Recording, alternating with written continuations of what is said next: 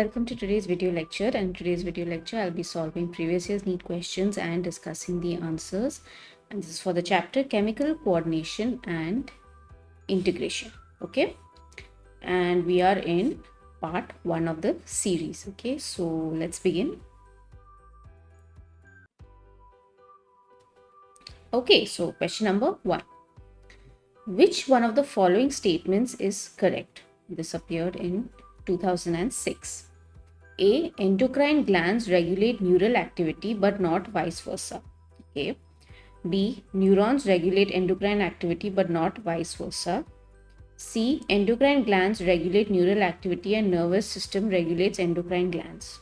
Okay. D. Neither hormones control neural activity nor the neurons control endocrine activity. Okay. So now that we've gone through all the 4 options, we have to find the correct statement here. Okay. So your answer should be C. Okay.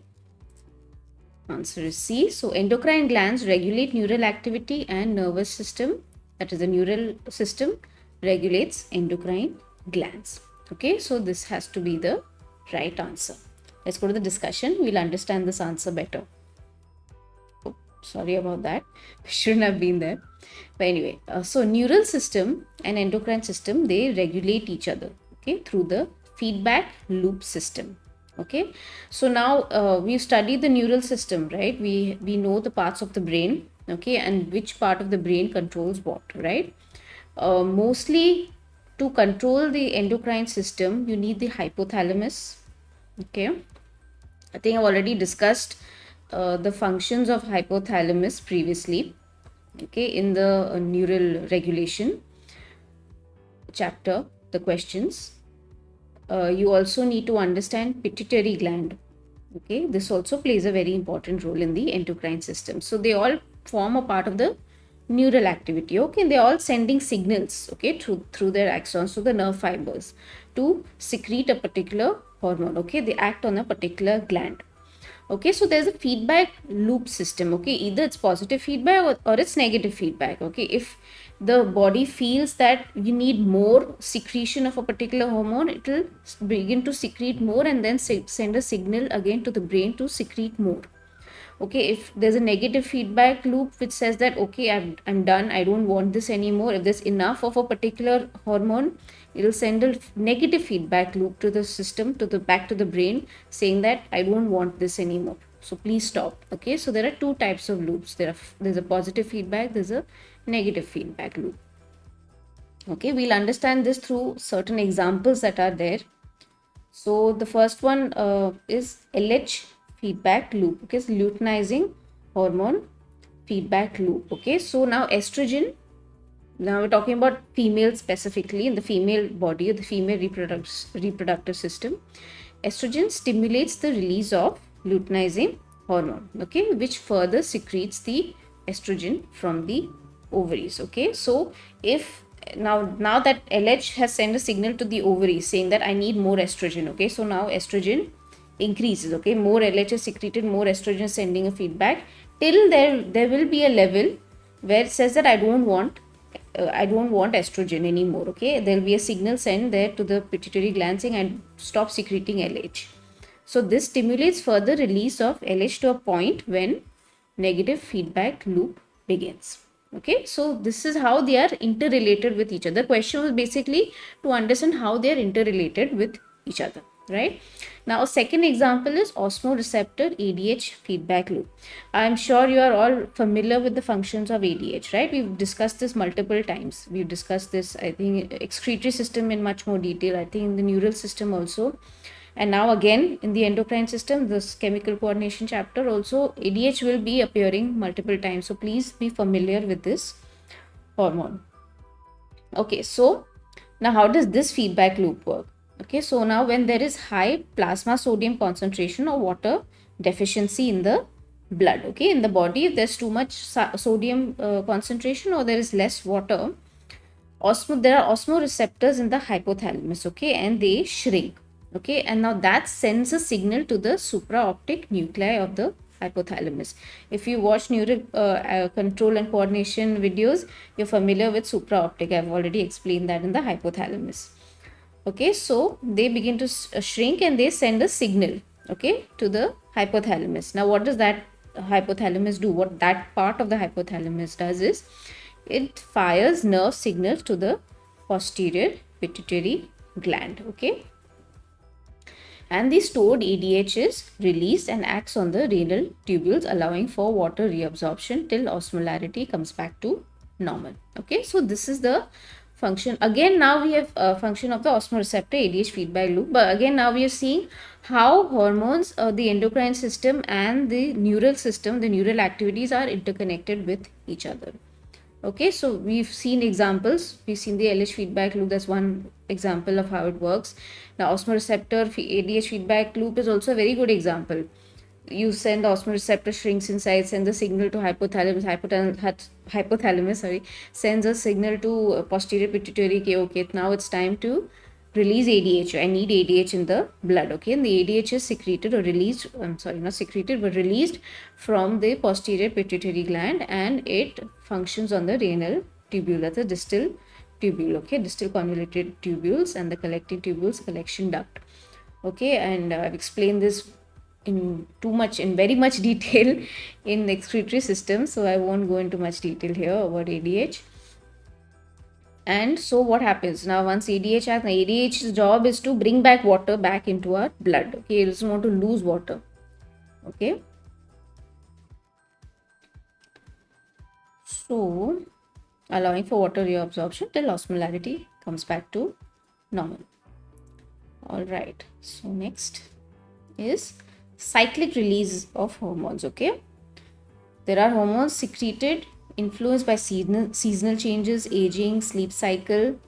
Okay, so they are also in many ways also connected to your neural activity, the neural parts of the body. Okay, the brain specifically. Okay, so many seasonal changes happening, I guess. Yeah, reproductive hormones or the metabolic hormones, they are very much affected on the seasonal changes, aging. As in older females, when she reaches a menopausal stage in life, estrogen begins to decrease. Okay, so that is dependent on aging. Sleep cycle, yes, melatonin is there secreted, that it affects your awake and sleep cycle. That's why you feel sleepy at night. Okay, because there are light sensitive cells present inside the brain that tells you that now it's time to sleep. Okay, so these are cyclic release of hormones. Again, they are all interconnected with your neural activity. Growth hormone is secreted in high amounts during the early stages of sleep and reduced during the later stages of sleep. Okay, so that's another example of the cyclic release of hormones. There's another cycle that's going on during the early stages of sleep and the later stages of sleep. That's why sleep is very important. Okay, but lots of activities happening during your rest time, so it's important to have a good night's sleep. Okay, sorry, this is the next question. Let's go back to the first question and see if we've answered it. So yeah, endocrine glands regulate neural activity and nervous system regulates the endocrine glands. Okay, so this is it. This pretty much answer the question. The other A, B and D options were incorrect, so that doesn't answer our question. Let's move on to the next question. Okay, so question number 2. Presence of which of the following conditions in urine are indicative of diabetes mellitus? Okay, so we're talking about diabetes mellitus here. It's appeared in NEET 2020. It's pretty recent question, so this seems like an important topic, diabetes mellitus. So we look at options: A, uremia and ketonuria; B, uremia and renal calculi; C, ketonuria and glycosuria; D, renal calculi and hyperglycemia. Okay, so we are talking about the following conditions in urine. Okay, so in urine, when a person has diabetes mellitus, high amount of ketone bodies and glucose is found in the urine. So that's ketonuria and glycosuria. Okay, so your answer is C. The correct answer is C. So if you've guessed C, if you got C as your right answer, you got the right answer. Let's go to the discussion. Okay, so presence of glucose in urine is called glycosuria and ketone bodies is ketonuria. Okay, they are indicative of diabetes mellitus. Okay. Now, I wanted to use this opportunity to explain diabetes mellitus to you, so that as we go on in the consequential questions, you know the answers, right? You can come back and listen to this discussion whenever you feel like. So I will quickly explain what type 1 and type 2 diabetes are, what is the difference between the two. Okay, so we're talking about diabetes mellitus, okay, not insipidus. Diabetes insipidus is a different thing altogether. So there are two types of diabetes mellitus, that's type 1 and type 2. Now, type 1, okay, type 1 is insulin dependent. DM is diabetes mellitus, okay, not direct messaging. If you got the joke. Type 1 is insulin dependent diabetes mellitus, okay, and it's caused by the lack of insulin secretion, okay. So when there is a lack of insulin secretion, when there's no insulin secretion at all, that's type 1 diabetes, okay. Now, how does this lack of insulin secretion happen? How do we reach to that condition? Okay, so now there's injury to beta cells of pancreas. Now we know that the beta cells of pancreas secrete insulin. We know that. Now, this could happen either when there's an injury due to autoimmune disease, if there's some autoimmune disease, or there's a viral infection, and a small role is played by heredity. Okay, mostly it's autoimmune disease or a viral infection, or there could be a hereditary factors involved in this. Okay.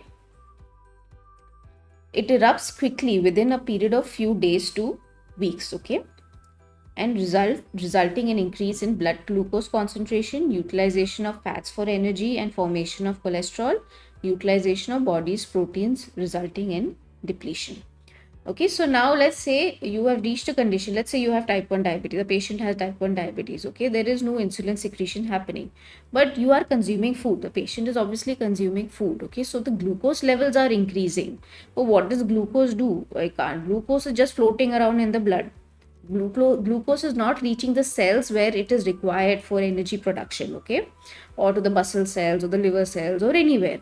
Glucose is just present there. Insulin is the one that helps glucose reach these areas or reach these parts, okay, of the body, to the cells that are needed, that require glucose.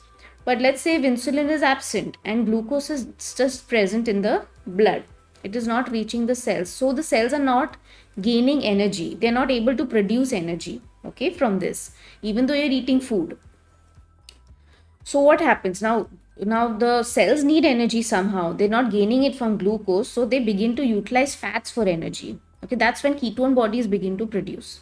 Okay, that's why you see ketone bodies in your urine. Okay, so utilization of fats for energy and formation of cholesterol, and utilization of body's proteins, resulting in depletion. When I remember when we studied about starvation also, I told you how slowly, steadily, body begins to first initially use glucose, then it doesn't find glucose, it begins to use fats, and then eventually proteins. So this is a very dangerous condition to be in, okay, when your body is beginning to utilize fats and proteins for as energy, okay, slowly depleting it, you are reaching a very desperate stage. Okay, so ideally it shouldn't happen. In a normal physiological condition, insulin should be present there, which helps glucose reach the cells of the body. But in this case, insulin is absent, completely absent. There is no insulin at all. So the body begins to use fats and proteins as forms of energy, which is a very dangerous condition to reach to.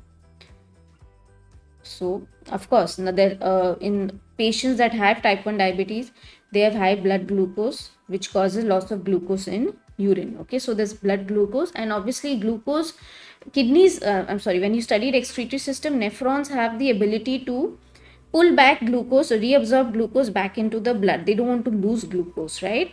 But there's a limit to how much the kidneys can reabsorb glucose. It cannot just, just because there's high amount of glucose, it's not going to just, reabsorb glucose all the time. No, that's not going to happen.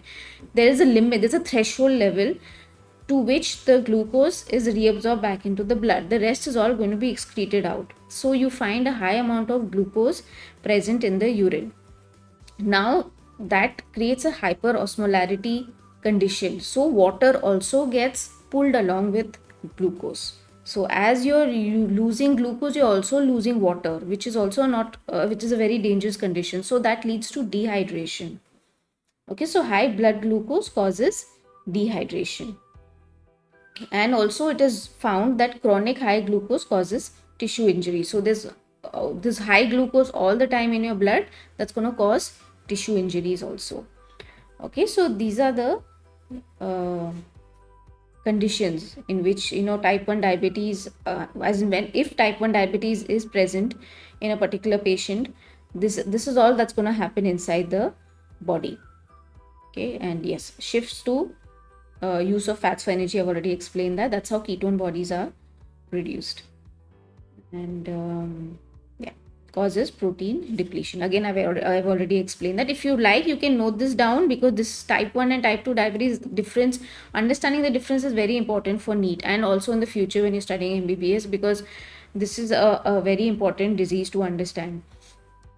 What is the difference between the two and what exactly or actually happens in the body during that time. Okay, so if you like, you can note all these points down. It'll be helpful for your exam.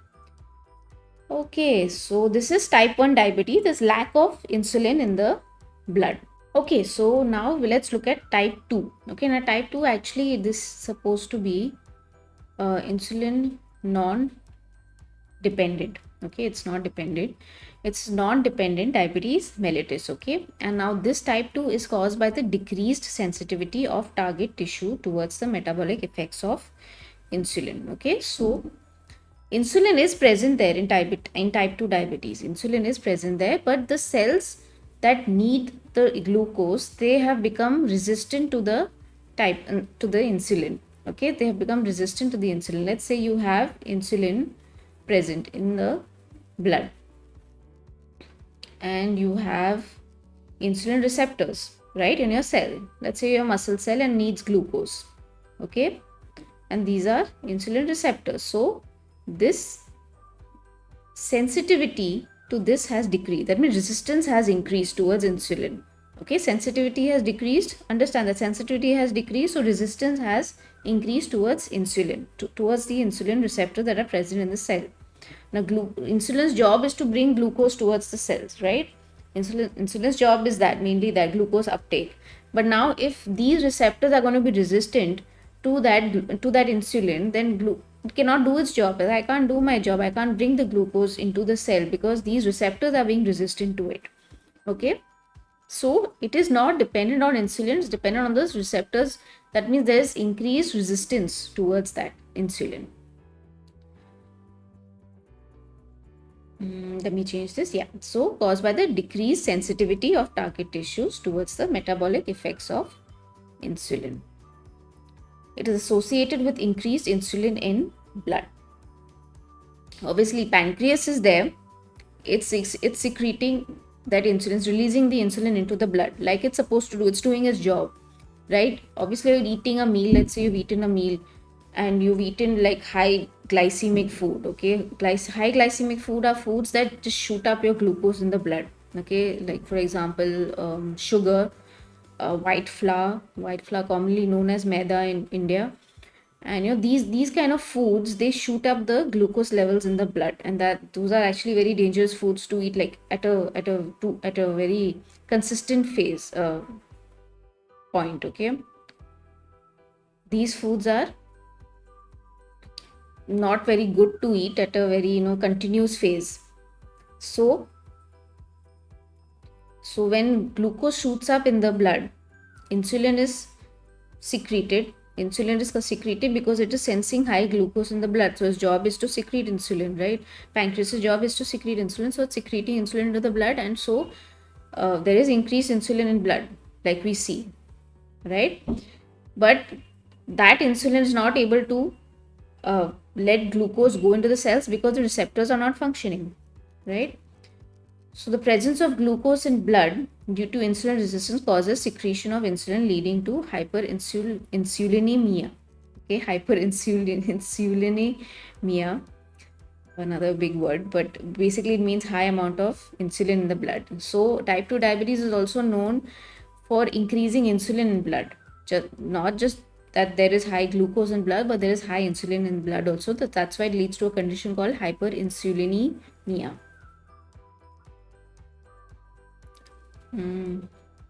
Eventually, the beta cells of the pancreas become exhausted and do not secrete insulin in the presence of glucose in blood.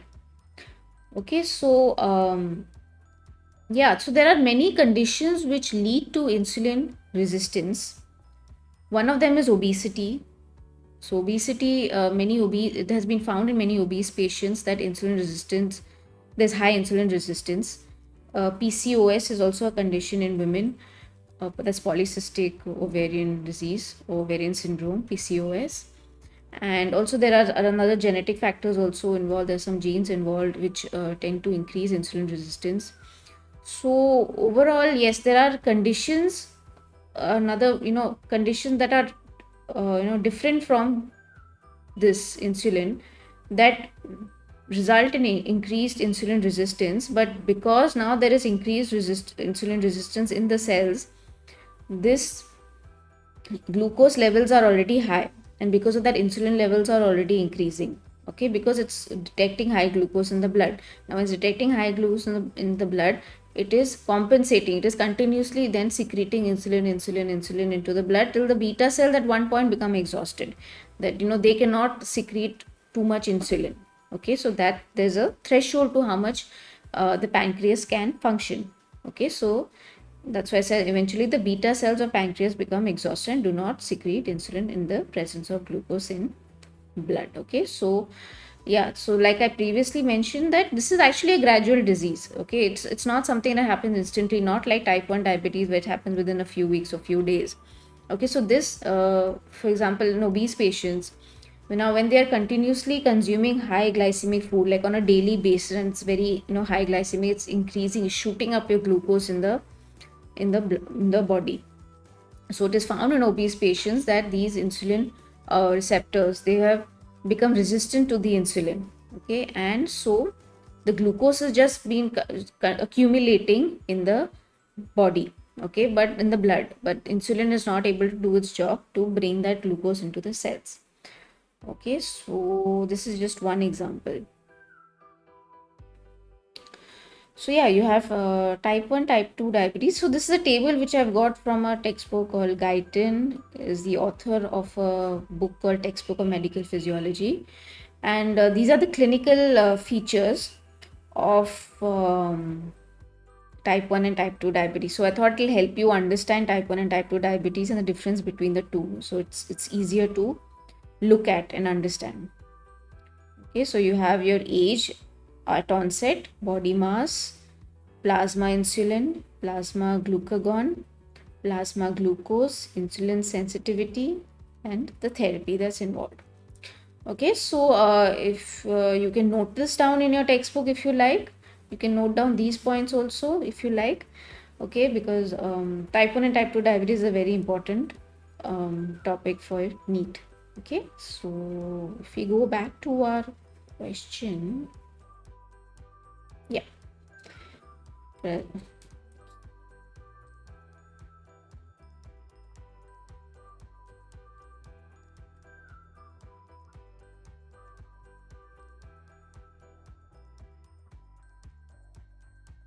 So if we go back to this question, presence of which of the following conditions in urine are indicative of diabetes mellitus? Ketonuria and glycosuria. Again, in type 2 diabetes, like I said, like I explained in type 1 diabetes, type 2 diabetes also will have glycosuria and ketonuria. Again, like I said, the insulin receptors are resistant. Okay, there's insulin resistance. So to gain energy, again, it's going to use fats and proteins, right? And also a high amount of glucose is going to be excreted from the body. But it is not dependent on insulin. Type 2 diabetes is non-insulin dependent. Insulin is present there. Okay.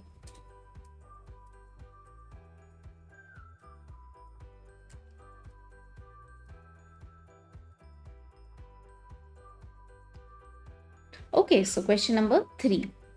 Match the following columns and select the correct option. Okay, and this again appeared in NEET 2020. It's pretty recent. We have column 1 and column 2. Let's match and let's see the answer. So you have pituitary gland, Graves' disease, no. Diabetes mellitus, no. Diabetes insipidus, yes. Addison's disease, no. So pituitary gland will be diabetes insipidus. Thyroid gland is Graves' disease. Adrenal gland is Addison's disease, and pancreas is diabetes mellitus, like we've already discussed. A3, okay, so you have A3, there's B1, yeah, C4, yes, and D2. Oh, D2, yeah, diabetes mellitus. So your answer should be C. So you've got C, you've got the right answer. Okay, let's go to the discussion. Okay, forgot to change that. Yeah, so diabetes insipidus is the absence of release of ADH from the posterior pituitary gland.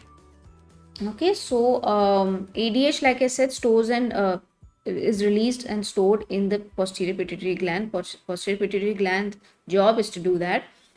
And if, let's say, there is the absence of release of ADH, the ADH is not secreted, you will begin to lose water. ADH's job is, it's an antidiuretic hormone, okay, so it reabsorbs water back into the blood, into the system. Okay, so if ADH is absent, you will lose water. So is diabetes insipidus. Now, posterior pituitary gland injury, it can be due to head injury, infections, or congenital. So this is called central diabetes insipidus. Large amounts of water is excreted in the urine, that's about 15 liters per day, due to which thirst center is activated in diabetes insipidus. Okay, so if you're losing too much water, obviously you're going to be dehydrated and your thirst center in the brain is going to be activated. Now, if enough water is consumed, then fluid levels are restored, but if not, then it can result in severe dehydration. To fix that problem, a synthetic analog of ADH called desmopressin, okay, is administered, which acts on the V2 receptors in distal parts, collection tubule and collection duct. Okay, so and synthetic analog is made called desmopressin, which is given to such patients, and there are V2 receptors that are present in DCT. I've discussed V2 receptors in excretory system. They're present in DCT, in the collection duct, tubule and the duct, and this acts on the receptors there. Okay, so yeah, that's diabetes insipidus for you. Okay, so hypersecretion of thyroid hormone results in Graves' disease. Okay, we saw Graves' disease in the question, so I thought I'll discuss what Graves' disease is. It is a result of hypersecretion of thyroid hormone. You need to understand hyper and hypo, the difference between the two, and what disease is caused by it. Okay, this is in terms of NEET. Yes, I'm talking about the exam. Now, hypersecretion of thyroid hormone results in Graves' disease, and it is an autoimmune disease. Okay, resulting in the formation of TSI, thyroid stimulating immunoglobulins, okay, which activate the TSH receptors of the thyroid gland, resulting in hyperthyroidism. So what does that mean? So let's say you have your thyroid gland, okay, and there are TSH receptors here. Okay, there are TSH receptors here in the thyroid gland. Now, TSH is secreted from the pituitary gland, we know that. Now, in this autoimmune disease, instead of TSH attaching to this, TSI is attaching to this, okay, thyroid stimulating immunoglobulin. So that's the villain here. Okay, TSI is attaching to this receptors here and stimulating the thyroid gland to produce the hormones. Okay, so instead of TSH, TSI are present, the immunoglobulins, and they attach to the TSH receptors present on the thyroid gland, and they force the thyroid gland to secrete hormones, the T4 and T3 hormones. Okay, now usually if TSH attaches to these receptors here, if normally, let's say physiologically, TSH attaches to these receptors here, there's a stimulation of about 1 hour. Okay, 1 hour where thyroid hormones are produced, okay, which is normal, that's how it should be, that's how it's designed. But if TSI attaches to these receptors, there's a stimulated activity of about 12 hours, okay, which is a lot. So for 12 hours, this thyroid hormones being produced and released into the blood, secreted into the blood, okay, which is a very dangerous condition. That's why it's hypersecretion of thyroid hormone and results in Graves' disease. Okay, we don't want that condition. And what happens now when there is too much T4 and T3 hormones in the blood? It sends a negative feedback loop to your brain saying that I don't want TSH. So many of these patients that have Graves' disease, they have low TSH in their blood because there's so much thyroid hormone present. Like I told you previously what negative feedback loop is. When there's so much thyroid hormones present in the blood, it sends a signal to your pituitary gland saying that stop, I don't want TSH anymore. Okay, there's no need for TSH, but actually TSI is behaving as the villain. Okay, it's behaving as the villain of the story, and it is attaching itself there, and it is producing these hormones. Okay, so that is the disease. That's a pathological condition. That's how you end up with hyperthyroidism in this case. Let's read further. Where is this here? Now, high thyroid hormone suppresses the anterior pituitary gland, resulting in low TSH secretion, like I already explained. And thyroid adenoma is another way by which hyperthyroidism occurs. So if there's an adenoma, there's a tumor over there in thyroid gland, that's another way by which hyperthyroidism occurs. Now, what are the symptoms of hyperthyroidism? There's high state of excitability, there's intolerance to heat, there's increased sweating, there's mild to extreme weight loss, there's diarrhea, muscle weakness, nervousness, fatigue but inability to sleep, tremor of hands. So basically, these are the symptoms of hyperthyroidism, and there's a hyperthyroidism condition present in the body, like in Graves' disease. Graves' disease also results in hyperthyroidism, but it is an autoimmune disease, right? So if hyperthyroidism condition is formed, then these are the symptoms. Okay, if you want, you can note this down in your notebooks. Okay, and this could be helpful for exam if they give you some symptoms and they ask you to identify which disease it is. Okay, so this is Graves' disease for you, and let's move on. Okay, so now we spoke about Graves' disease, we'll talk about Addison's disease. That is hypersecretion of aldosterone resulting in Addison's disease. That means there's less aldosterone, okay, there's hyposecretion. So how does that occur? Okay, it is the impaired secretion of aldosterone or lack of it leading to loss of sodium in the kidneys, right?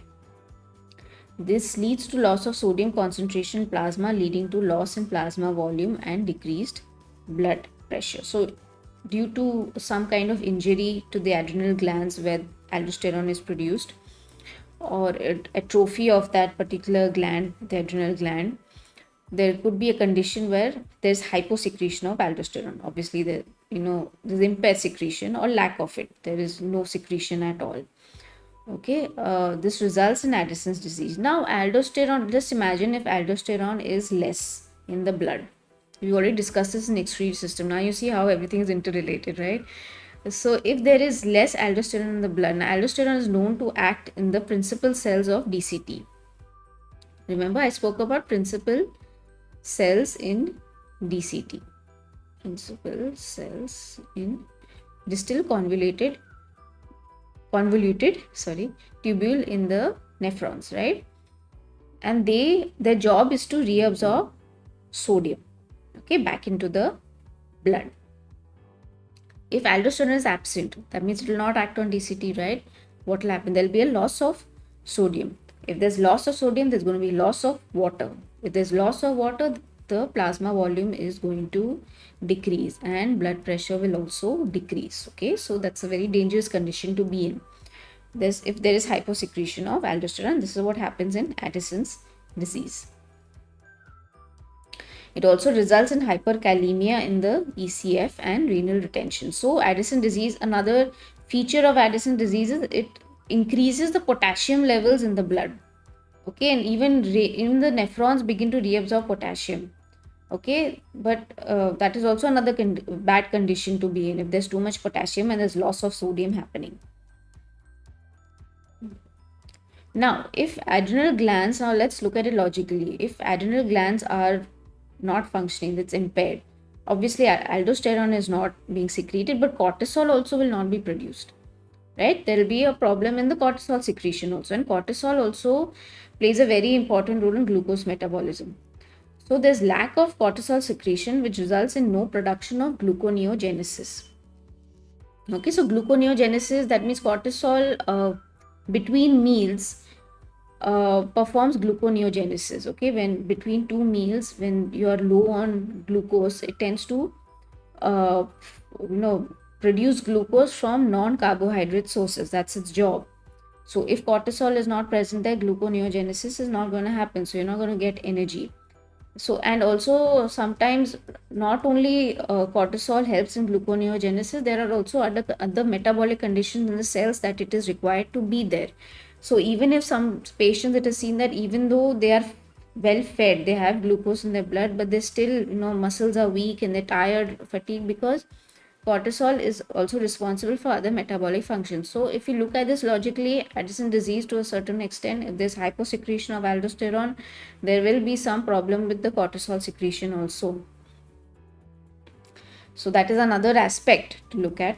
Also, there's melanin pigmentation and is distributed in blotches and in thin skin areas like the mucous membrane, in that region, the thin skin areas. Melanin pigmentation is not even like it should be. It appears in blotches. Okay, so that is another feature of Addison's disease. Okay, melanin pigmentation. This could be a potential NEET question, I believe. So I connect Addison's disease to melanin pigmentation. Okay, so this is Addison's disease for you. Oops, sorry, I'm going to erase this. So absence of secretion of insulin or decreased insulin sensitivity results in diabetes mellitus. I already discussed type 1 and type 2 previously. That's why I already explained it there. Because see, now it was helpful for you in understanding. So you can go back and look at the discussion if you like. So this, I think, pretty much answers our question. Let's go back to the question and see that. Okay. So yeah, we've answered diabetes insipidus related to pituitary gland, how that affects that, thyroid gland with Graves' disease, adrenal gland with Addison's disease, pancreas with diabetes mellitus. Okay, so pretty easy. Match the following if you knew the answers. But now you know them in much more detail, so that's a good thing. If you like, you can note this down in your book. So when you're revising, you can study this.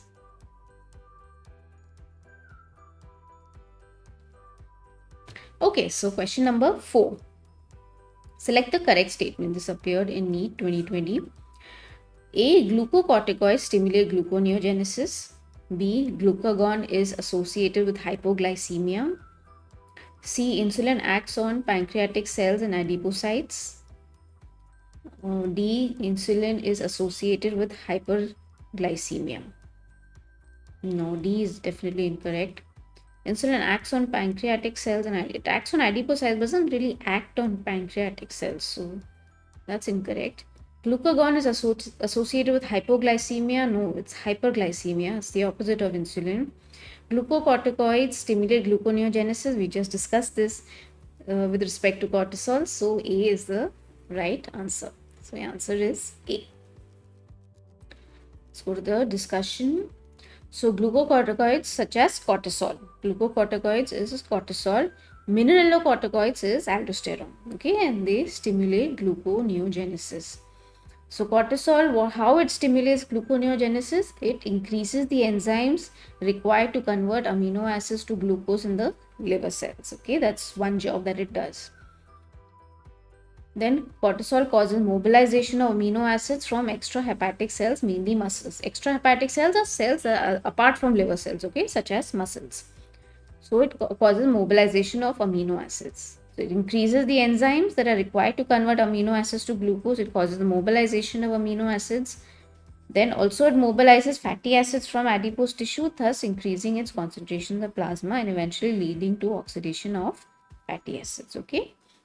So these are the functions of cortisol, okay, and that's how they stimulate gluconeogenesis. So the next question, let's go back to question number 4 and see if we've answered that. Glucocorticoids stimulate gluconeogenesis. I mean, clearly B, C, and D were incorrect. Glucocorticoids stimulate gluconeogenesis. That's one of its functions. So please note that down. Okay. So next question. All right. Question number 5. Match the following hormones with their respective disease. Okay, this appeared in NEET 2019. You have A, insulin. That's diabetes mellitus. We already discussed that. Thyroxine. Thyroxine is associated with goiter. Corticoids. Is Addison's disease. Growth hormone is acromegaly. Okay, so you have A5. Okay, so and you have B4. Yeah, A5, B4, C1, and D3. Yeah. So your answer is D. So if you've got D as your right answer, you got it right. Let's go to the discussion. So in diabetes mellitus, again, decrease secretion of insulin or increases insulin sensitivity. Causes diabetes mellitus. Actually, yeah, this increased insulin resistance.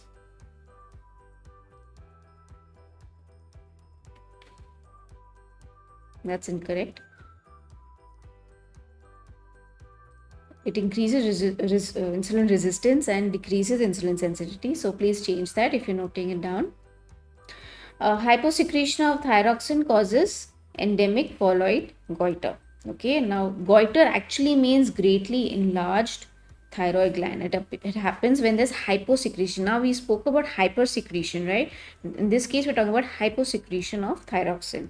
Okay, causes endemic colloid goiter. That the goiter is greatly enlarged thyroid gland. Now what happens? Now iodine is required to form T4 and T3 hormones. Correct? You should know that if you already studied how the thyroid gland functions. Now its lack results in the non-formation of the hormones by the continuous secretion of TSH from the pituitary gland. Okay, so now let's say if iodine is absent, there are thyroglobulins, okay, present in the thyroid gland. Okay, and there are receptors here for iodine. Don't need this part. There are receptors here for iodine. Okay, iodine will attach here, and then after that T4 and T3 hormones are produced, okay, in this thyroglobulins. Okay, now if iodine is absent, then hormones obviously will not be produced, right? Because it cannot do its job, right? Now hormones are absent, T4 and T3 are absent. So now what does the brain think? Brain thinks that T4 and T3 are absent, so that means TSH needs to be secreted in the blood, right?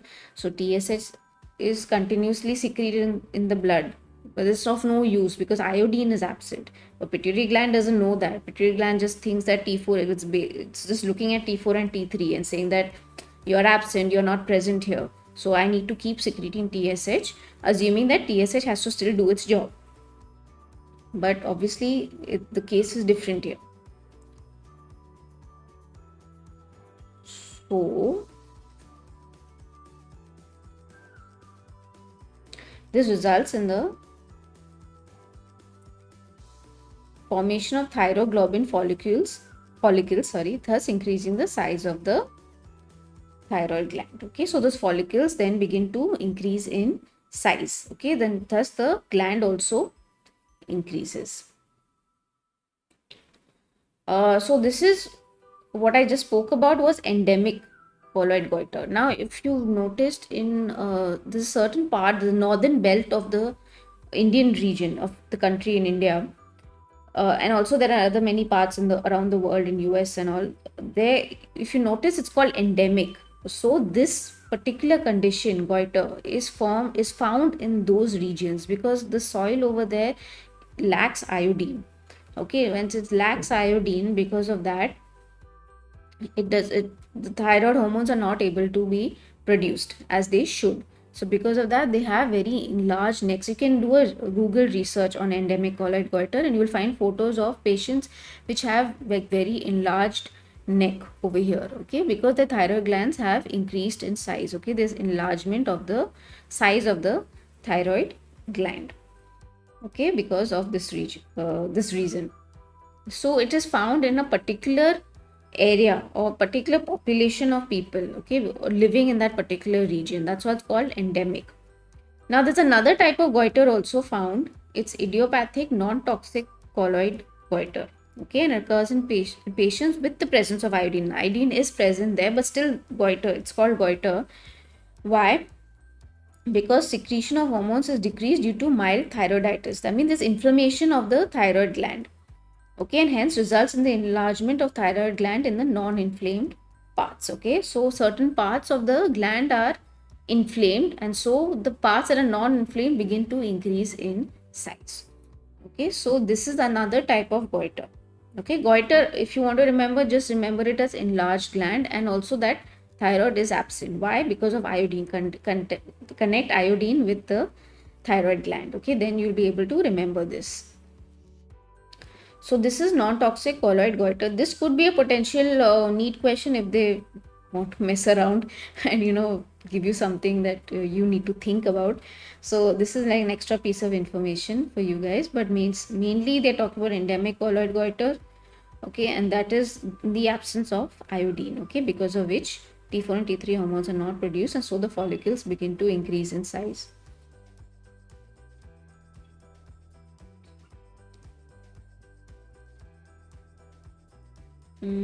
Yeah. So hyposecretion of aldosterone causes Addison's disease. I've already discussed this. And what happens in Addison's disease? Hypersecretion of growth hormone causes acromegaly. I think we'll be discussing acromegaly. Yeah.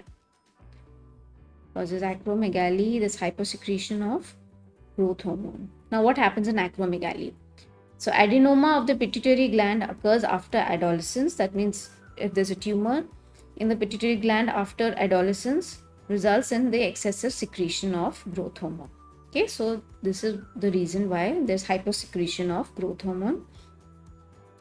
Now, although the bones don't grow in length, but they become thicker and the soft tissues continue to grow. Okay, there is a limit to how long your bones can increase in length, and that is achieved.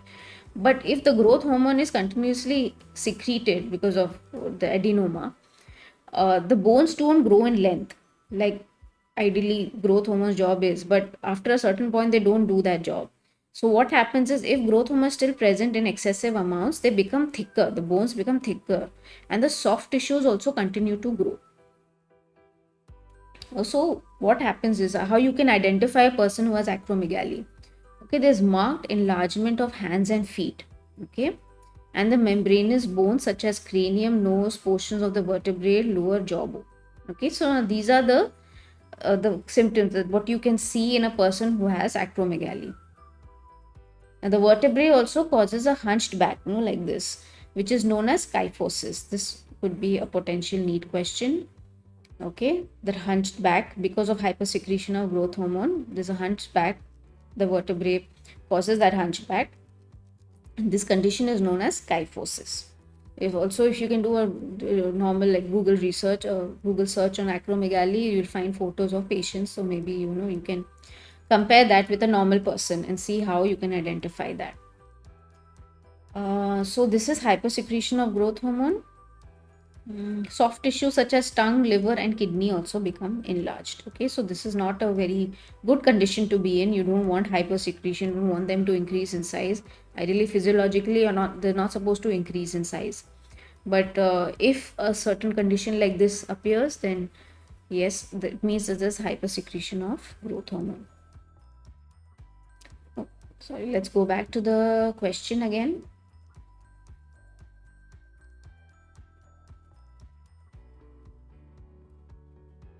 Yeah. So I think I've answered. Insulin is with diabetes mellitus. Thyroxine is with goiter. I've explained goiter. Corticosteroids is Addison's disease. I've already explained aldosterone. Growth hormones are acromegaly. I've already explained acromegaly. Okay. If you like, you can, like, for example, acromegaly, goiter, you can physically see. So if you want to understand it better, you can do a Google search and then see how these patients are and what do they look like.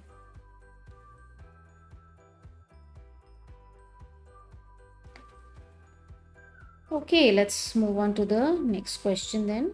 Okay, so question number 6. Which of the following hormones can play a significant role in osteoporosis? This appeared in NEET 2018. Okay, so we're talking about osteoporosis. So you have A, aldosterone, prolactin, no. B, progesterone, aldosterone, no.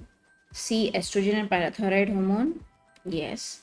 D, parathyroid hormone and prolactin, no. So C is the right answer. So if you've got C, you got the right answer. Let's go to the discussion.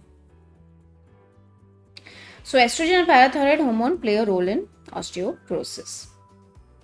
So now post-menopause in women, I think I've already discussed osteoporosis and locomotion movement, and I've already explained estrogen to you. So post-menopause in women result in decrease of estrogen, and hence this increases the number in osteoclastic activity. In turn, it decreases the bone matrix and decreases deposition of calcium and phosphate in bones. Okay, so this is found in post-menopausal women when there is a reduction in the estrogen levels in the body. Okay, so it increases the number of osteoclasts and also their activity. Okay, so calcium is being reabsorbed back into the blood, but there's too much of it. Okay, usually osteoclasts are important in repairing and remodeling your bone and repairing them, maintaining them. But if there's too much of maintenance and repairing and all happening, what will happen? You're going to lose too much of your minerals which from the bones, which you don't want, and so the bones tend to become weak. Okay, so it decreases in bone matrix and decreases the deposition of calcium and phosphate in bones. A hyperparathyroidism. Now, parathyroid hormone is a hormone, of course, but if there's too much of it, and it happens occasionally in osteoporosis, I read that in a medical textbook, it also again results in increased osteoclastic activity leading to loss of calcium from bones, leading to osteoporosis. Okay, so if there is too much of parathyroid hormone also, that is secreted from the parathyroid gland, again that's the same job. It increases the osteoclastic activity. Then if there's too much of osteoclastic activity, you're going to lose calcium from your bones. Okay, so this again leads to osteoporosis. Okay, let's go back to the question number 6. Yeah, so estrogen and parathyroid hormone now play a significant role in osteoporosis. Let's move on to the next question. This was pretty simple. If you knew the functions, it was simple to answer. Okay, question number 7. A gonadotropic releasing hormone, a hypothalamic hormone, needed in reproduction acts on, this appeared in NEET 2017. A, anterior pituitary gland and stimulates secretion of LH and FSH. B, posterior pituitary gland and stimulates secretion of oxytocin and FSH. C, posterior pituitary gland and stimulates secretion of LH and relaxin. D, anterior pituitary gland and stimulates secretion of LH and oxytocin. So from all that, option A is the right answer. So it acts on the anterior pituitary gland and stimulates secretion of LH and FSH. So my answer is A. Let's the discussion. Okay, so gonadotropic releasing hormone stimulates anterior pituitary gland to secrete FSH and LH. This is fact. You have to know this. Okay, this is the all part of your NCRT. You have to know which hormones releasing from the hypothalamus, which from the pituitary gland, what activates which hormone in the pituitary gland. Sorry. So there's not much explaining to do. It is just a fact. Okay, so to answer your question, yeah, this was pretty simple, direct question, right? Okay, so question number 8. Hypersecretion of growth hormone in adults does not cause further increase in height because this appeared in NEET 2017. I've already discussed this when we discussed acromegaly. Okay, and we're talking about adults, that's after adolescence. So A, epiphyseal plates close after adolescence. B, bones lose their sensitivity to growth hormone in adults. C, muscle fibers do not grow in size after birth. D, growth hormone becomes inactive in adults. Growth hormone does not become inactive in adults, so that's incorrect. Muscle fibers do not grow in size after birth. Bones lose their sensitivity to growth hormone in adults. No. Epiphyseal plates. So we're talking about height. Okay, so the bone length matters when it comes to height. Okay, so epiphyseal plates close after adolescence. Okay, so the growth hormone to a certain extent will affect the length, but that is only up to adolescence, or little bit beyond that. But in adults and all, as you grow, there's a limit to how much your bones can increase in length. Okay, so the epiphyseal plates close after adolescence. I've already discussed as acromegaly. Okay, what happens in acromegaly? So answer is A. So in adulthood, most bones don't continue to increase in length. So this is because that once the epiphyses of the long bones and the shaft unite, further lengthening of bones does not occur. Okay. So for that long bones, you can go back and read locomotion and movement. I've explained that there also. Please read the chapter also. So there's an epiphyseal plate, okay, which allows the bones to increase in length. Okay, the growth hormone helps to do that, and that happens in young adults, okay, when you are young, but only up to a certain extent, but does not happen in adults. Okay, so done. I guess this was easy. This was direct. You just had to like apply a little bit of logic into this. Okay, let's move to the next question. Question number 9. A temporary endocrine gland in the human body is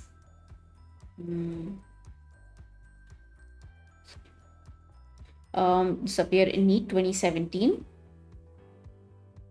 So you have corpus caudicum, B corpus luteum, C corpus allatum, and D pineal gland. So temporary endocrine gland in the human body is corpus luteum. This is a good question. Okay, this is a good question. So note this down because this piece of information is important. It's appeared in NEET 2017.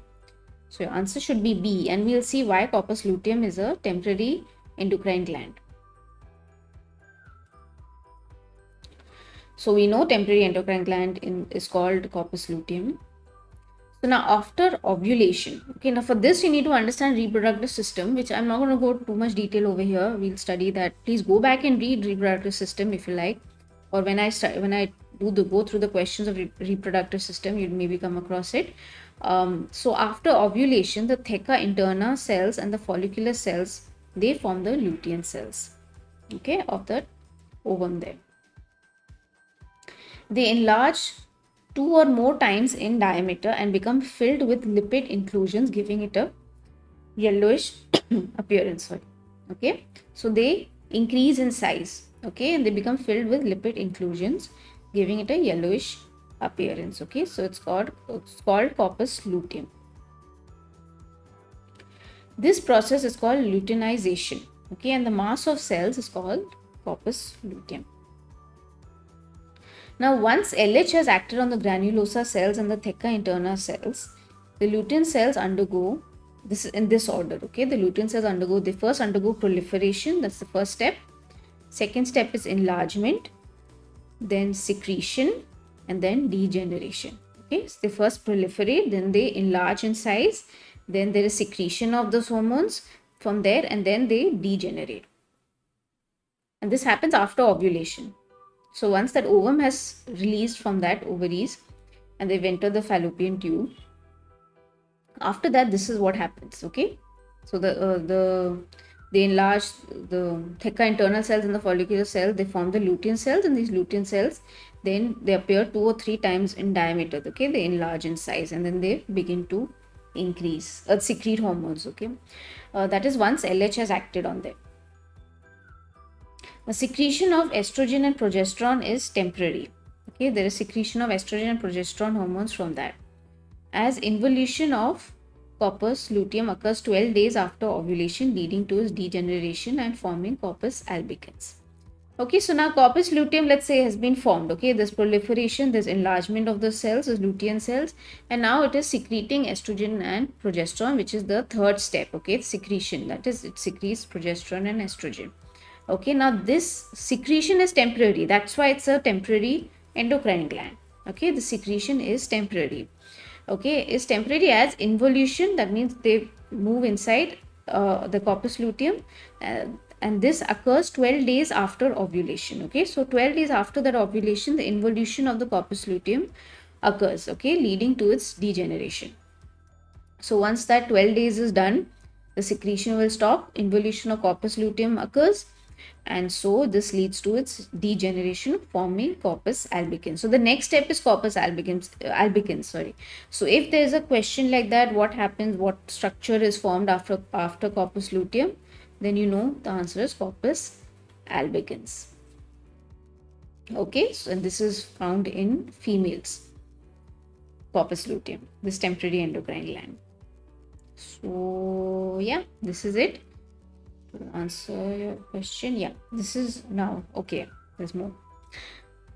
Now, once corpus albicans is formed, now this is due to the release of inhibin from the lutein cells. Now, there's a hormone called inhibin. I think we'll study that a little more as we go through the questions. So, inhibin is released from the lutein cells, resulting in decreased secretion of FSH and LH, gradually leading to degeneration of corpus luteum to form albicans. Okay, so inhibin like tells FSH and LH you need to stop. Okay, so yeah, that's how corpus albicans is formed. Okay, if you go back to our question, a temporary endocrine gland in the human body is corpus luteum. Okay, so the answer is B.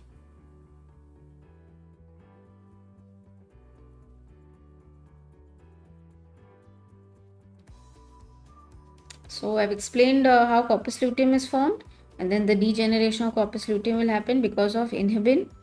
And so inhibin will tell FSH and LH to stop secreting, and so it will form corpus albicans. Okay, this is it. We'll move on to the next question. So the good question.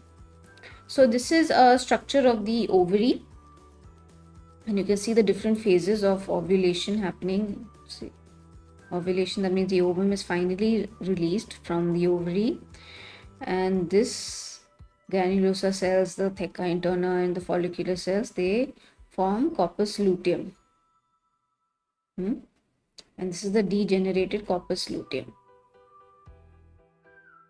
That happens after 12 days after the ovulation. Okay, so this was a good question. Good question. Smart question, because temporary endocrine gland, it doesn't really occur to you. If you knew reproductive system very well, and you knew what every structure and its job, then you would be able to answer this question easily. Okay, so we'll move to the next question. Okay, question number 10. Graves' disease is caused due to, we've already discussed Graves' disease, right? This appeared in NEET 2016. So, hyposecretion of thyroid gland, this hypersecretion of thyroid gland, this hyposecretion of adrenal gland, this hyposecretion of adrenal gland. So, adrenal gland definitely not, but this hypersecretion of thyroid gland. So, your answer is B. I've already discussed this. I don't want to discuss this again. Okay, you can go back and see it. Graves' disease is caused due to hypersecretion of thyroid gland.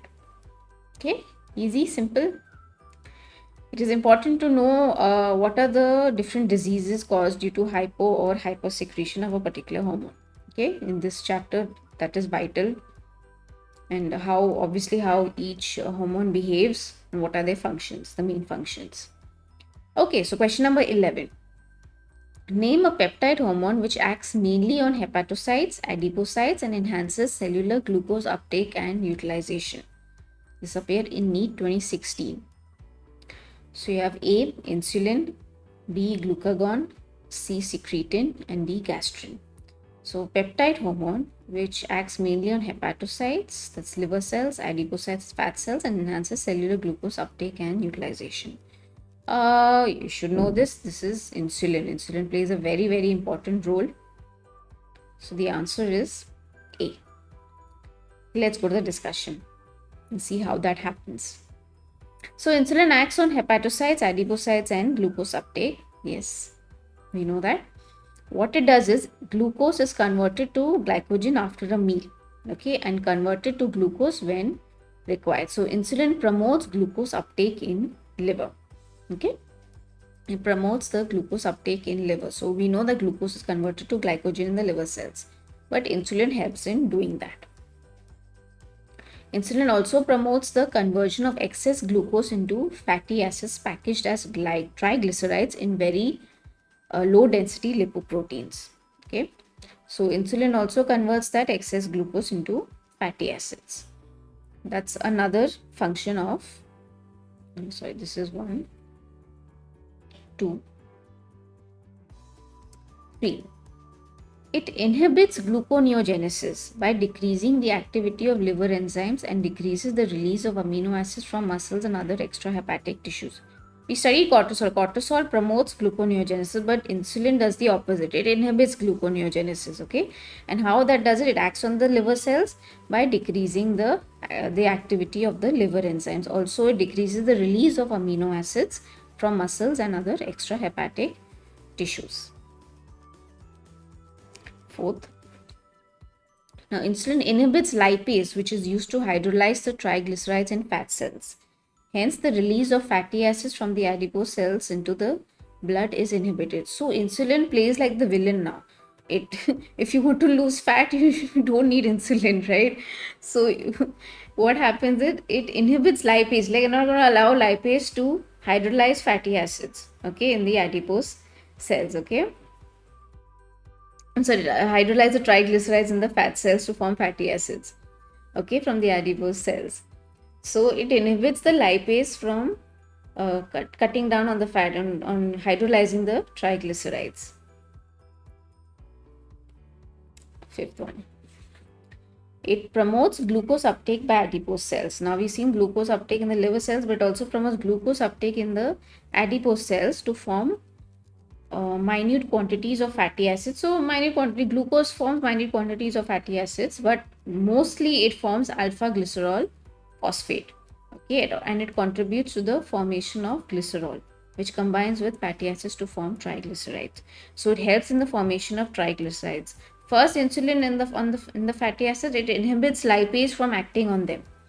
Okay, I'm going to stop lipase from hydrolyzing the triglycerides. That's one function in the adipose cells. On top of that, it allows glucose uptake. Okay, glucose, you can come into the adipose cells. You can form little bit of fatty acids, but mostly alpha glycerol phosphate. That's your main job, and that forms a glycerol of the triglycerides. Okay, which then combines with the fatty acids to form triglycerides. Yes. Okay, so these are the main 5 functions. Okay, now if you have to answer your question, yes, it acts on hepatocytes, it acts on adipose cells, that is, and also in glucose uptake. Okay, so these are the functions on how it affects carbohydrate metabolism, fat metabolism, protein metabolism, all of that.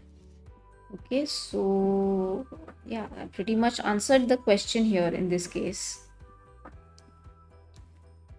Yeah, so in answer, glucose uptake and utilization, hepatocytes and adipocytes. So yeah, these are the main functions of insulin.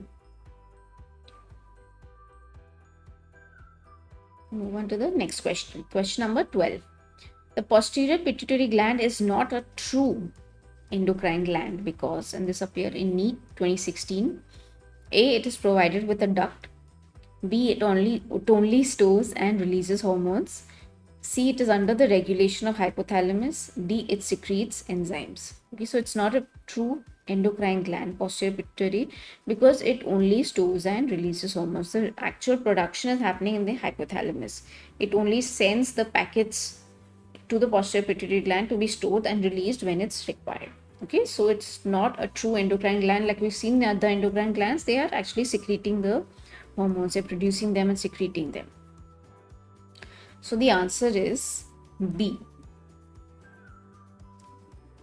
Posterior pituitary gland only stores and releases hormones. It stores and releases ADH and oxytocin. Okay, so these are the main hormones that are present in the posterior pituitary gland. So this is a potential NEET question. Okay, so this diagram is taken from NCERT. So it's important that you study all the diagrams in NCERT, very, very important for your exam. So you can see the hypothalamic neurons here. Sorry. Okay, and they are going to the posterior pituitary gland over here, okay, where the hormones are stored and released when it's required. Okay, so good, easy question. Okay, question number 13. Which of the following pairs of hormones are not antagonistic, that is, having opposite effect to each other? And this appeared in NEET 2016. So you have A, aldosterone and ANF, B, relaxin inhibin, C, parathormone and calcitonin, D, insulin and glucagon. So they are not antagonistic. Okay. Aldosterone and ANF definitely have antagonistic activities. Okay. Antagonistic is having opposing effects, opposite. Okay. If one is increasing, the other one decreasing that particular thing. Okay. So that's what it is. Aldosterone and ANF definitely have antagonistic effect. Relaxin and inhibin, no, not really. They are not antagonistic hormones as such. They are two separate things. They're not interrelated with each other. Parathormone and calcitonin, definitely yes. D, insulin and glucagon, definitely yes. We have seen that multiple times. So your answer is B. Okay, let's go to the discussion. So relaxin and inhibin are not antagonistic. Okay, we'll see why. So inhibin is secreted by the Sertoli cells in testes to inhibit the release of FSH when there is excess spermatogenesis. That's in males. In females, it is also secreted by lutein cells. We already discussed corpus luteum to stop the secretion of FSH, which results in the involution of corpus luteum. Relaxin, now we spoke about inhibin in males and females. Now, relaxin is secreted by the corpus luteum of the ovary and placental tissues. That means in pregnant women, it is stimulated by increasing effect of its HCG, sorry. So that's human chorionic gonadotropin. Okay, so in pregnant women, HCG is found in high amounts in the urine. Well, that's one way to detect if a woman is pregnant. You know, you have those pregnancy strips and you pee on them. Yeah, so that is detecting HCG hormone in your urine. It is claimed that relaxin plays a role in softening the cervix at the time of delivery. Okay, so relaxin and inhibin are two different things. They're not really interrelated with each other, nor are they affecting the same thing in the human body. So, yeah, they're not antagonistic. Okay, so let's move on. I think I've answered this question. Yeah, relaxin and inhibin are not antagonistic.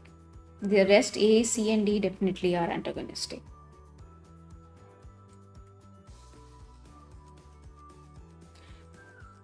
Okay, question number 14.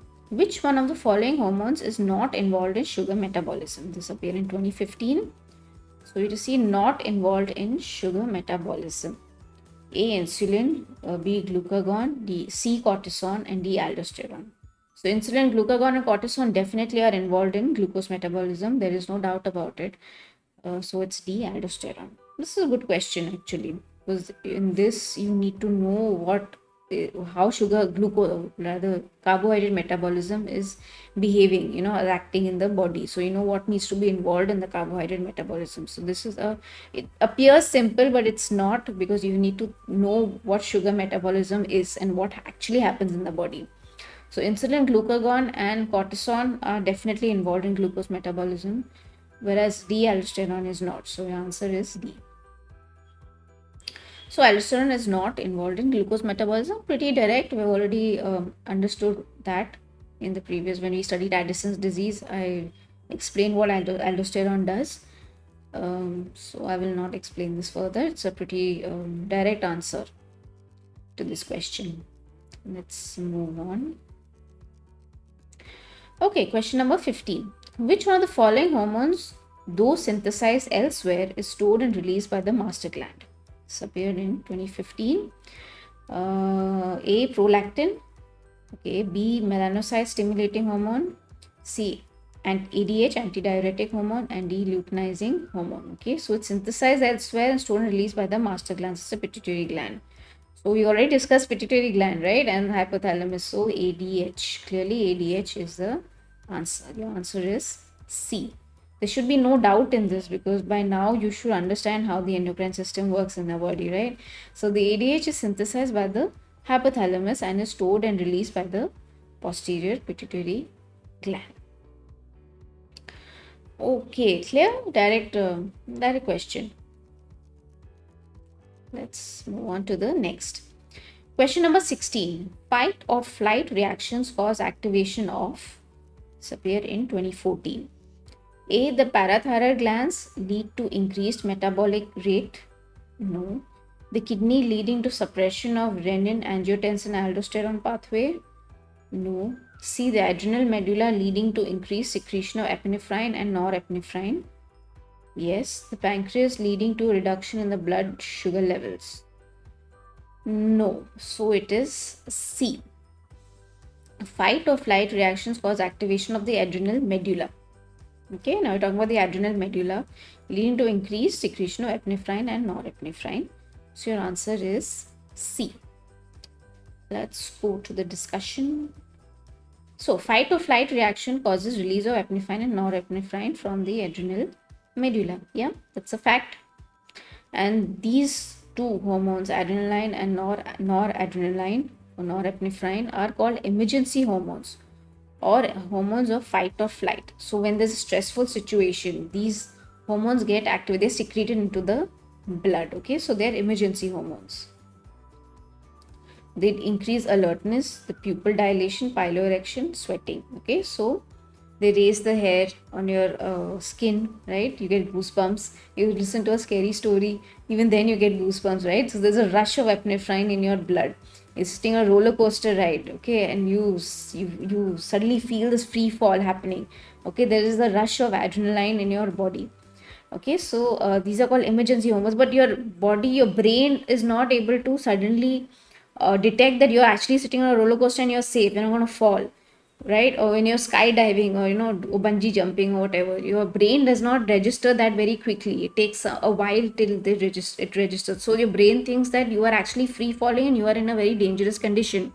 That is why these emergency hormones, they're called emergency hormones, and they are released at that time. Okay, so they increase the alertness. You feel more alerted, the pupils dilate, the sweating increases in your body, in your skin, and piloerection, that you get those goosebumps. So this is what fight or flight reaction is. So yeah, this is again a diagram from NCRT. It's important to know this adrenal gland. This is a fat here, it's a kidney. So adrenal glands are these like triangular structures present on top of the kidney. Okay, so the medulla is the middle portion over here. Cortex is the outside portion. Okay, medulla is the middle, the inside portion. So yeah, I guess I've answered this question. Fight or flight reaction, just remember it's the adrenal medulla, the epinephrine, norepinephrine. Okay.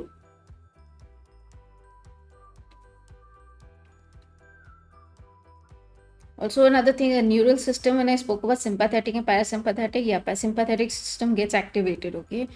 And then epinephrine, norepinephrine begin to secrete. They're stimulated. So you can go back and read neural activity, so the neural control and coordination chapter, and also in my previous discussion in the same topic, I have made a table for sympathetic and parasympathetic nervous system and what it does, what's its role on every organ of the body.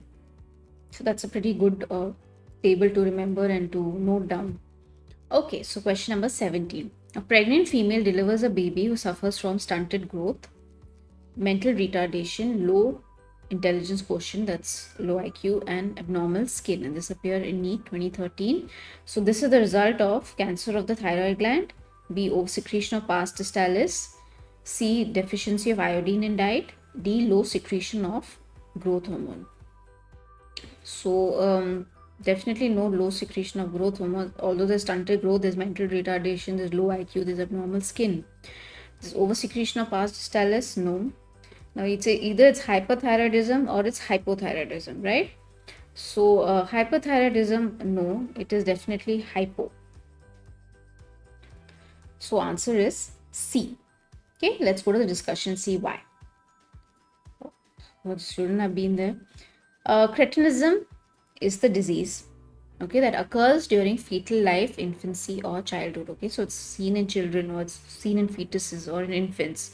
So cretinism is another disease that is found in the case of hypoparathyroidism. It's hypothyroidism, sorry, due to extreme hypothyroidism. It is characterized by stunted growth and mental retardation. Yes. Okay, now, congenital cretinism is due to lack of thyroid gland. That means the baby is does not have the thyroid gland. Okay, this could be due to genetic defect, and endemic cretinism is due to lack of iodine in diet. Like we've seen in goiter, similarly, there's endemic cretinism that is seen in children. Okay, there's lack of iodine in the diet. It could be a genetic defect, which is congenital, or it could be an endemic cretinism. Now, cretinism is treated with administration of iodine or thyroxine. There is disproportionate rate of growth and soft tissues enlarge, giving the child an obese and short appearance. Okay, so because of this reason, there's this cretinism, that there's a disproportionate rate of growth. We saw stunted growth, so rate of growth and soft tissue they enlarge, giving the child an obese and short appearance. So usually in this case, in cretinism, immediately the doctors find out within a few weeks, they do a treatment for iodine or thyroxine, and usually the stunted growth gets sorted out, but the mental retardation still remains because the myelination of the neuronal cells does not happen. So as you delay it, mental retardation will remain, right? That's why it results in low IQ also. So that is why this cretinism is a hypothyroidism problem, not parathyroidism, sorry about that, and is seen in infants, okay, and children. So it's a disease of the children. Oh, sorry. Let's go back to the question. Yeah. So deficiency of iodine in diet, yes, that's endemic cretinism, not congenital then. Okay, so this is the answer to this question. Answer is C. Okay, so I've answered this question. This also against factual based, right? I mean, you need to know, like I already explained to you, you need to know the difference between hypo and hyper, the different diseases, okay, that are there, the pathological conditions that are existing because of the deficiency of the over secretion of the hormones in the body. Okay, so we are on question number 18 now. Select the answer which correctly matches the endocrine gland with the hormone it secretes and its function or deficiency symptom. Okay, so you have A, B, C, and D. This appeared in NEET 2013. Thyroid gland, hormone is thyroxine. Lack of iodine in diet results in goiter. Just discussed that many times, right? B, corpus luteum, hormone testosterone, definitely not. C, anterior pituitary, oxytocin stimulates uterus contraction during childbirth. No, anterior pituitary is not. Posterior pituitary. D, posterior pituitary growth hormone over secretion stimulates abnormal growth. No, again that's incorrect. So the answer is A. Answer is A. Let's go that. Yeah, lack of iodine in diet leads to hypothyroidism that results in goiter. Okay. So we've already explained goiter. I've already explained that to you. Goiter means enlarged thyroid gland. You remember it that way. And you associate it with iodine, lack of iodine in the diet. Direct question. I will not explain this further. I've already explained this many times. We'll move on to the next question. Okay, question number 19. Select the option which correctly matches the endocrine gland with its hormone and its function. Appeared in Karnataka, NEET 2013. So you have A, placenta, that's the endocrine gland, hormone estrogen initiates secretion of the milk. No. B, corpus luteum secretes estrogen essential for maintenance of endometrium. No. C, Leydig cells secretes androgen, initiates the production of sperms. Yes. The ovary hormone is FSH, stimulates follicular development and secretion of estrogen. No. So it's C, Leydig cells. Answer is C. Let's go to the discussion. Okay, so Leydig cells are also known as interstitial cells, okay, and they produce androgens such as testosterone. Testosterone is a type of androgen, okay, and is responsible for the growth and division of testicular germinal cells, the spermatogonia, okay, which is the first stage of spermatogenesis. So they are responsible for the growth and division of the testicular germinal cells. Okay, so here we see a cross section of the seminiferous tubules. So if it's transfer section is done, and you see the Leydig cells over here. I've taken this diagram again from Guyton. Just want to show you how the Leydig cells look. So yeah, these are the Leydig cells over here, and this is the seminiferous tubules in between here. Okay, so this is the job of the Leydig cells. Okay, that pretty much answers our question also.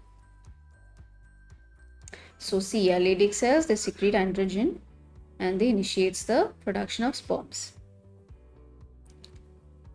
Yeah, let's move on then. Okay, so question number 20. Norepinephrine 1 is released by sympathetic fibers, 2 is released by parasympathetic fibers, 3 increases the heart rate, 4 decreases blood pressure. This appeared in Karnataka NEET 2013. So which of the above statements are correct? Okay, it's either 1, 2, 3 or 4. Okay. So norepinephrine is released by sympathetic fibers. Yes. Is released by parasympathetic fibers? No. Increases the heart rate? Yes. Decreases blood pressure? No. So it's 1 and 3. So that answer should be A. So your answer is A. So norepinephrine is released by the sympathetic fibers and is a vasoconstrictor. Okay, so when the body is under stress, the sympathetic system in the individual tissues releases norepinephrine, which excites the heart and contracts the veins and arterioles. Okay, so the individual tissue that are under stress, the sympathetic system in the individual tissues also they release norepinephrine, and the adrenal medulla is also stimulated to release norepinephrine and perform the same actions. Okay, so there's double action. Okay, so that's the job of norepinephrine. Oh, sorry. If you go back, norepinephrine is released by sympathetic fibers, definitely not parasympathetic fibers, and increases the heart rate. Okay, so it's a vasoconstrictor. Remember, it's a vasoconstrictor, just like angiotensin 2. Angiotensin 2 is also a powerful vasoconstrictor. Norepinephrine also is a vasoconstrictor. Okay, so it's A, 1 and 3. Okay, so I've explained that. Okay, so we've come to the end of this video lecture, and I hope you've enjoyed today's video lecture. I hope you've learned something new today to an extensive video lecture. There's one thing that I would like to say about the endocrine system is that now that if you've studied all the other systems, the endocrine system is such that it interrelates all these systems together. Okay, so you need to understand if a particular hormone acts on a particular organ, it is not only affecting that organ but also affecting many other things at the same time. So sometimes they are all interrelated. These systems are eventually interrelated, although we study them separately. Okay, so that's endocrine system, and I hope you've learned something new today from today's lecture, and please don't forget to like, share and subscribe to MJ NEET Biology, and I'm available on Facebook, Twitter and Instagram, so you can follow me there for more updates, and I will see you in the next video lecture. All right, so bye.